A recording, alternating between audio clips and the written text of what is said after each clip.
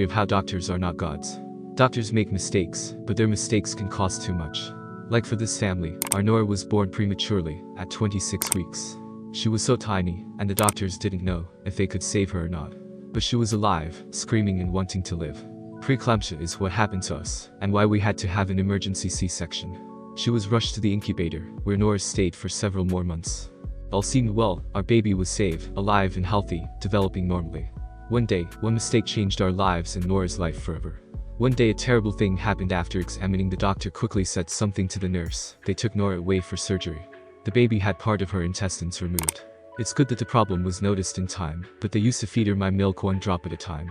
Now we couldn't do that either. She had to change her entire feeding regimen because of the surgery.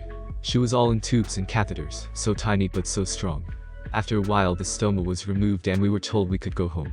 What a blessing it was to go home with our little girl. It was very hard to feed her. She hardly absorbed milk. We were taking 20 diapers a day. And the central line was preventing her from developing normally. She had another surgery. Our Nora is so smiley.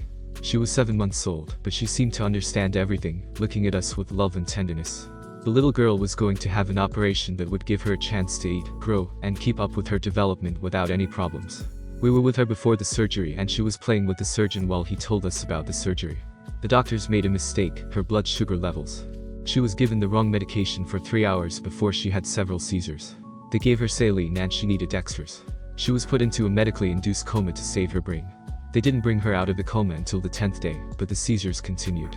Her brain was already damaged. So, before the surgery, we didn't have much of a problem.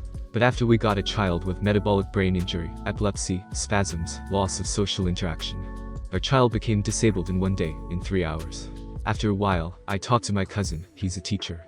I asked him to teach children not to be afraid, not to hurt people like Nora. Children who are unusual, who are sick.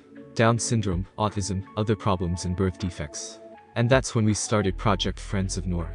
We teach other children to be friends with them, to empathize, to understand, and not to see them as outcasts, problem children. We teach them love and support. Several years have passed since then. Our Nora is growing up.